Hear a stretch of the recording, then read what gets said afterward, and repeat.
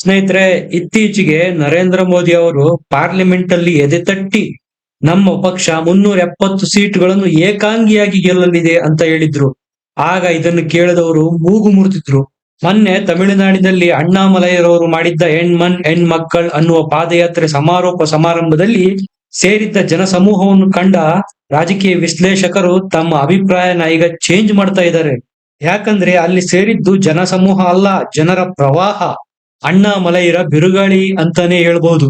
ಹೌದು, ಮೋದಿ ಅವರ 370 ಸೀಟ್ಗಳ ಟಾರ್ಗೆಟ್ಗೆ ಬಹುದೊಡ್ಡ ಕಾಣಿಕೆ ನೀಡ್ತಾ ಇರೋದು ತಮಿಳುನಾಡಿನ ಜನ ಮತ್ತು ಅಣ್ಣಾಮಲೈ ಅಂತ ಅನೇಕ ಜನ ಈಗ ಒಪ್ಕೊಳ್ಳೋದಕ್ಕೆ ಶುರು ಮಾಡಿದ್ದಾರೆ. 370ರ ಗುರಿ ತಲುಪಬೇಕಪ್ಪ ಅಂದ್ರೆ ದಕ್ಷಿಣದ ರಾಜ್ಯಗಳಲ್ಲಿ ಬಿಜೆಪಿ ಸೀಟ್ಗಳನ್ನು ಪಡೆಯಲೇಬೇಕು. ಅದರಲ್ಲೂ ಕೇರಳ, ತಮಿಳುನಾಡಿನಂತ ರಾಜ್ಯಗಳಲ್ಲಿ ಬಿಜೆಪಿಗೆ ಸೀಟ್ಗಳೇ ಬರುವುದಿಲ್ಲ. ಹಾಗಾಗಿ ನರೇಂದ್ರ ಮೋದಿ ಅವರು ಪದೇ ಪದೇ ತಮಿಳುನಾಡು ಮತ್ತು ಕೇರಳ ಯಾತ್ರೆಗೆ ಬರ್ತಾನೆ ಇದ್ದಾರೆ. ಹಲವಾರು ಅಭಿವೃದ್ಧಿ ಕಾರ್ಯಗಳಿಗೆ ಶಂಕುಸ್ಥಾಪನೆ ಮಾಡ್ತಾನೆ ಇದ್ದಾರೆ. ಹೆಣ್ಮನ್ ಹೆಣ್ಮಕ್ಕಳ್ ಯಾತ್ರೆಯ ಸಮಾರೋಪ ಸಮಾರಂಭದಲ್ಲಿ ಭಾಗವಹಿಸಿದಂತ ನರೇಂದ್ರ ಮೋದಿ ಅವರು ಅಣ್ಣಾಮಲೈರನ್ನು ಮುಕ್ತ ಕಂಠದಿಂದ ಶ್ಲಾಘಿಸಿದ್ದಾರೆ. ಅವರ ಬೆನ್ನನ್ನು ತಟ್ಟಿದ್ದಾರೆ, ಶಭಾಷ್ ಹೇಳಿದ್ದಾರೆ, ಅವರ ಕೈಯನ್ನು ಕುಲುಕಿ ಹರ್ಷ ವ್ಯಕ್ತಪಡಿಸಿದ್ದಾರೆ. ನೀವು ಧೈರ್ಯವಾಗಿ ಮುನ್ನುಗ್ಗಿ, ನನ್ನ ಬೆಂಬಲ ನಿಮಗೆ ಯಾವತ್ತೂ ಇದೆ ಅನ್ನುವ ಸಂದೇಶವನ್ನು ಮೋದಿ ಕೊಟ್ಟಿದ್ದಾರೆ. ಅಣ್ಣಾಮಲೈರ ಈ ಗ್ರ್ಯಾಂಡ್ ಸಕ್ಸಸ್ ಇಂದಿನ ಕಥೆಯನ್ನು ಸಂಪೂರ್ಣವಾಗಿ ನಿಮ್ಮ ಮುಂದೆ ಬಿಚ್ಚಿಡ್ತೇನೆ. ದಯಮಾಡಿ ನಮ್ಮ ಚಾನೆಲ್ ನ ಸಬ್ಸ್ಕ್ರೈಬ್ ಮಾಡಿ, ವಿಡಿಯೋನ ಲೈಕ್ ಮಾಡಿ, ಶೇರ್ ಮಾಡಿ. ಅಣ್ಣಾಮಲೈರ ಯಾತ್ರೆ 39 ಎಂಪಿ ಕ್ಷೇತ್ರಗಳನ್ನು ಸೇರಿದಂತೆ ಎಲ್ಲ ವಿಧಾನಸಭಾ ಕ್ಷೇತ್ರಗಳನ್ನು ಕವರ್ ಮಾಡಿದೆ. ಫೆಬ್ರವರಿ 27ರಂದು ತಿರುಪ್ಪೂರ್ ಲೋಕಸಭಾ ಕ್ಷೇತ್ರದಲ್ಲಿ ಈ ಯಾತ್ರೆ ಸಮಾರೋಪಗೊಂಡಿದೆ. ಇದರಲ್ಲಿ ಭಾಗವಹಿಸಿದ್ದಂತ ಅಭೂತಪೂರ್ವ ಜನಸಂಖ್ಯೆಯನ್ನು ನೋಡಿದ ಯಾರಾದರೂ ಹೇಳ್ಬೋದು, ಇದು ನಿಜಕ್ಕೂ ಮೋದಿ ಮತ್ತು ಅಣ್ಣಾಮಲೈ ಮಾಡಿದ ಮೋಡಿಯೇ ಸರಿ. ಡಿಎಂಕೆ ಅಣ್ಣಾ ಡಿಎಂಕೆ ಪಕ್ಷಗಳ ವಿರುದ್ಧ ವಾಗ್ದಾಳಿಯನ್ನು ಮಾಡಿದ ಮೋದಿ ಅಣ್ಣಾಮಲೈರನ್ನು ಬೆಂಬಲಿಸುವಂತೆ ತಮಿಳುನಾಡಿನ ಜನರಲ್ಲಿ ಬೇಡಿಕೊಂಡಿದ್ದಾರೆ. ಈ ಪಾದಯಾತ್ರೆಯ ಅಭೂತಪೂರ್ವ ಯಶಸ್ಸನ್ನು ಕಂಡಂತಹ ಡಿಎಂಕೆ ಮತ್ತು ಎಐಡಿಎಂಕೆಯ ಡಜನ್ಗೂ ಹೆಚ್ಚು ಮಾಜಿ ಶಾಸಕರು ಬಿಜೆಪಿಯನ್ನು ಸೇರಿದ್ದಾರೆ. ತಮಿಳುನಾಡಿನ ಸಣ್ಣ ಪುಟ್ಟ ಪಕ್ಷಗಳು ಸಹ ಬಿಜೆಪಿಯ ಜೊತೆಗೆ ಈಗ ಹೊಂದಾಣಿಕೆ ಮಾಡಿಕೊಳ್ಳುವುದಕ್ಕೆ ಮುಂದಾಗಿದ್ದಾವೆ. ದೂರದ ಬೆಟ್ಟ ನುಣ್ಣಗೆ ಅನ್ನೋ ತರ ಇದುವರೆಗೂ ಬಿಜೆಪಿ ಪಾಲಿಗೆ ತಮಿಳುನಾಡು ಕೈಗೆಟುಕದ ಕಮಲದಂತೆಯೇ ಇತ್ತು. ಯಾವಾಗ ಖಡಕ್ ಅಧಿಕಾರಿ ಅಣ್ಣಾಮಲೈ ಎಂಟ್ರಿ ಆಯ್ತೋ ಆಗ ಶುರುವಾಯ್ತು ನೋಡಿ ಬಿಜೆಪಿಯ ಗಾಳಿ ತಮಿಳುನಾಡಿನಲ್ಲಿ. ದಕ್ಷಿಣ ಭಾರತದ ರಾಜ್ಯ ಕರ್ನಾಟಕದಲ್ಲೊಂದೇ ಬಿಜೆಪಿ ತನ್ನ ಅಸ್ತಿತ್ವ ಕಂಡುಕೊಳ್ಳುವಲ್ಲಿ ಸಫಲವಾಗಿತ್ತು. ಕಳೆದ ವಿಧಾನಸಭಾ ಚುನಾವಣೆಯಲ್ಲಿ ತೆಲಂಗಾಣದಲ್ಲೂ ಸಹ ತಾನು ಇದ್ದೀನಿ ಅನ್ನೋದನ್ನು ಸಾಬೀತು ಸಹ ಪಡಿಸಿತ್ತು. ಆದ್ರೆ ಅದಕ್ಕೆ ಇದುವರೆಗೂ ಕಬ್ಬಿಣದ ಕಡಲೆ ಅನಿಸಿದ್ದು ಕೇರಳ ಮತ್ತು ತಮಿಳುನಾಡು. ಈಗ ತಮಿಳುನಾಡಿನಲ್ಲಿ ಬಿಜೆಪಿಯ ಪರ ವಾತಾವರಣ ಇರೋದು ಸ್ಪಷ್ಟವಾಗಿ ಕಣ್ಣಿಗೆ ರಾಚುವಂತೆ ಕಾಣ್ತಾ ಇದೆ. ಈ 4ರಿಂದ 5 ತಿಂಗಳು ಮುಂಚೆ ಏನು ಸಮೀಕ್ಷೆಗಳು ಬಂದಿದ್ವು ಅವ್ಯಾವು ಬಿಜೆಪಿಗೆ ಒಂದಂಕಿಯ ವೋಟ್ ಶೇರ್ ಸಹ ಕೊಟ್ಟಿರಲಿಲ್ಲ. ಈಗ ಅದೇ ಸಮೀಕ್ಷೆಗಳು ಹೇಳ್ತಾ ಇದ್ದಾವೆ ಬಿಜೆಪಿಯ ವೋಟ್ ಶೇರ್ 2 ಅಂಕಿ ದಾಟಲಿದೆ ಅಂತ. ಸ್ನೇಹಿತರೆ, ಅದಕ್ಕೆ ಹೇಳಿದ್ದು ಇದೇನು ಸಾಮಾನ್ಯ ಸಾಧನೆ ಅಲ್ಲ. ಇದು ಸಾಧ್ಯವಾಗಿರೋದು ಅಣ್ಣಾಮಲೈ ಅನ್ನೋ ಅಭೂತಪೂರ್ವ ಶಕ್ತಿಯಿಂದ.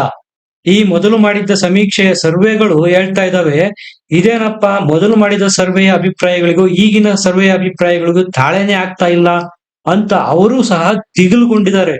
ಅಷ್ಟರ ಮಟ್ಟಿಗೆ ಬದಲಾವಣೆಯ ಗಾಳಿ ತಮಿಳುನಾಡಿನಲ್ಲಿ ಸ್ಪಷ್ಟವಾಗಿ ಗೋಚರಿಸಲು ಶುರುವಾಗಿದೆ.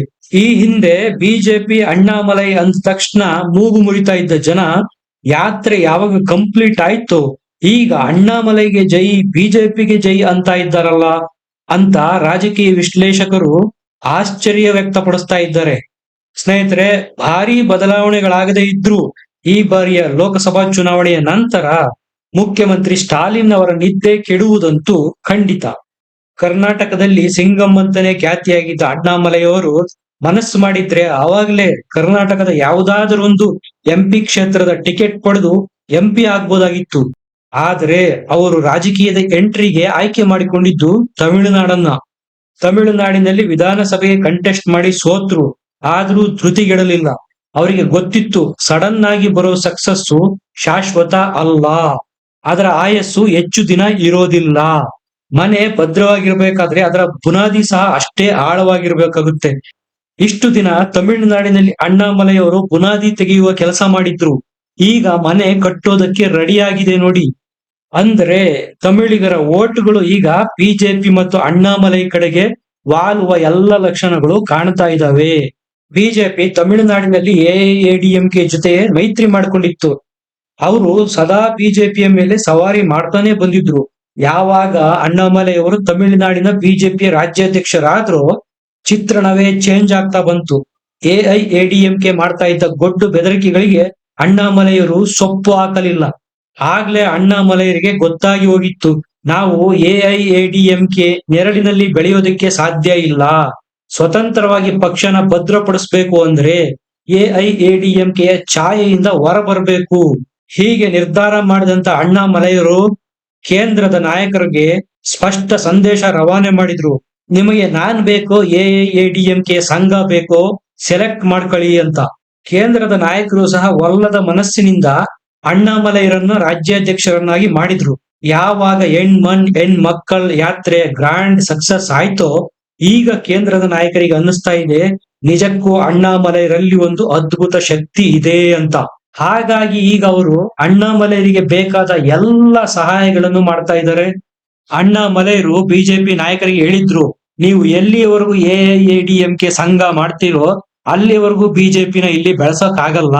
ನಾನು ಹೇಳಿದ ತರ ಮಾಡಿದ್ರೆ ಖಂಡಿತ ಇಲ್ಲಿ ಬಿಜೆಪಿಗೆ ಭವಿಷ್ಯ ಇದೆ ಅನ್ನೋದನ್ನ ನಾನು ಮಾಡಿ ತೋರಿಸ್ತೀನಿ ಅಂತ ಅಣ್ಣಾಮಲೈಯರು ಹೈಕಮಾಂಡ್ಗೆ ಅಭಯ ಕೊಟ್ರು.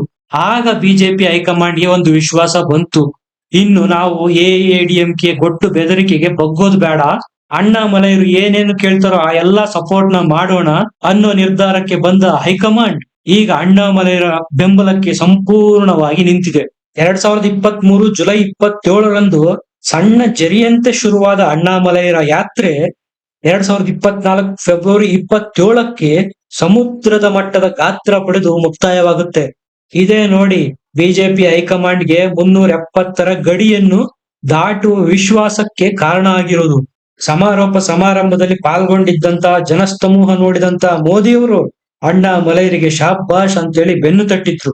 ಈಗ ನೋಡಿ ಅಣ್ಣಾಮಲೈ ಕದಲದ ಬಂಡೆಯಂತೆ ಬೆಳೆದು ನಿಂತಿದ್ದಾರೆ. ಸ್ನೇಹಿತರೆ, ಕರ್ನಾಟಕದಲ್ಲಿ ಸೇವೆ ಸಲ್ಲಿಸಿದಂತ ಒಬ್ಬ ಪ್ರಾಮಾಣಿಕ ದಕ್ಷ ಪೊಲೀಸ್ ಅಧಿಕಾರಿ ತಮಿಳುನಾಡಿನ ರಾಜಕೀಯದಲ್ಲಿ ಈ ಮಟ್ಟಿಗೆ ಬೆಳೆದು ನಿಂತಿರೋದು ನಮಗೆಲ್ಲ ಹೆಮ್ಮೆ ತರುವ ವಿಷಯ. ಕ್ಲೀನ್ ಶೇವ್ ಮಾಡಿಕೊಂಡು ಸೂಪರ್ ಕಾಪ್ ಆಗಿದ್ದ ಅಣ್ಣಾಮಲೈ ಅವರು ತಮಿಳುನಾಡು ರಾಜಕೀಯಕ್ಕೆ ಯಾವಾಗ ಎಂಟ್ರಿ ಕೊಟ್ರೋ ದಾಡಿ ಬಿಟ್ಟು ಸಂತನಾಗಿದ್ದಾರೆ. ನಾನು ನಿಮ್ಮೊಳಗೊಬ್ಬ, ನಿಮ್ಮ ಸೇವೆಗಾಗಿ ನಾನು ಇಷ್ಟೆಲ್ಲ ಪ್ರಯತ್ನ ಮಾಡ್ತಿದ್ದೇನೆ ಅಂತ ತಮಿಳುನಾಡಿನ ಜನರನ್ನು ಕನ್ವಿನ್ಸ್ ಮಾಡುವಲ್ಲಿ ಅಣ್ಣಾಮಲೈ ಸಫಲರೂ ಆಗಿದ್ದಾರೆ. ನಿಧಾನವಾಗಿ ತಮಿಳಿಗರು ಈಗ ಅಣ್ಣಾಮಲೈರನ್ನು ಒಪ್ಪಿಕೊಳ್ಳುವುದಕ್ಕೆ ಶುರು ಮಾಡಿದ್ದಾರೆ. ಮುಂದೊಂದು ದಿನ ಖಂಡಿತವಾಗಿ ಅಣ್ಣಾಮಲೈರು ತಮಿಳುನಾಡಿನ ರಾಜಕೀಯದಲ್ಲಿ ಜಯಲಲಿತಾ ಮತ್ತು ಕರುಣಾನಿಧಿ ಅಂತ ದಿಗ್ಗಜ ನಾಯಕರನ್ನು ಮೀರಿ ಎತ್ತರಕ್ಕೆ ಬೆಳೆಯುವುದರಲ್ಲಿ ಯಾವುದೇ ಸಂದೇಹ ಇಲ್ಲ. ಸ್ನೇಹಿತರೆ, ಅಣ್ಣಾಮಲೈರು ಇನ್ನಷ್ಟು ಎತ್ತರಕ್ಕೆ ಏರ್ಲಿ ಅಂತ ಆಶಿಸುತ್ತಾ ನಿಮ್ಮ ಅಭಿಪ್ರಾಯಗಳನ್ನು ಸಹ ಹಂಚಿಕೊಳ್ಳಿ. ನಮ್ಮ ವಿಡಿಯೋನ ಲೈಕ್ ಮಾಡಿ, ಶೇರ್ ಮಾಡಿ, ನಮ್ಮ ಚಾನೆಲ್ನ ಸಬ್ಸ್ಕ್ರೈಬ್ ಮಾಡಿ.